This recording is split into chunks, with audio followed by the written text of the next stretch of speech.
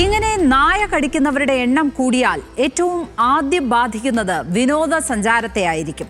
വഴിയിലിറങ്ങിയാൽ നായ കടിക്കും എന്ന സ്ഥിതി ഉണ്ടായാൽ വിദേശ സഞ്ചാരികളും ആഭ്യന്തര സഞ്ചാരികളും ഇവിടെ എത്താൻ മടിക്കും.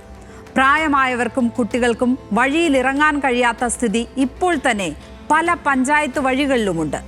ഓടിച്ചാൽ കൂട്ടമായി എത്തി വേട്ടനായ്ക്കളെ പോലെ ആക്രമിക്കുന്നതാണ് രീതി. നാഷണൽ റാബീസ് കൺട്രോൾ പ്രോഗ്രാം പ്രഖ്യാപിച്ചെങ്കിലും അതിലെ പണം കൃത്യമായി എത്ര സംസ്ഥാനങ്ങൾക്ക് കിട്ടി? നിസ്സാര കാര്യങ്ങളുടെ പേരിൽ എത്ര ഫണ്ട് തടഞ്ഞു വച്ചു?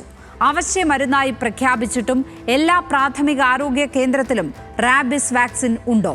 ആന്റി റാബീസ് വാക്സിനും ആന്റി റാബീസ് സെനവും എത്രമാത്രം പ്രാദേശിക തലത്തിൽ ലഭ്യമാണ്?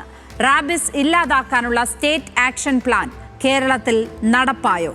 ഇങ്ങനെ അനവധി ചോദ്യങ്ങൾക്ക് ഉത്തരം കിട്ടണം. പേവിഷബാധ മാനവ ചരിത്രത്തിന്റെ തുടക്കം മുതലുള്ളതാണ്. അമേരിക്ക പോലുള്ള രാജ്യങ്ങൾ ഇപ്പോൾ ഏറെക്കുറെ നിയന്ത്രിച്ചു കഴിഞ്ഞതുമാണ്.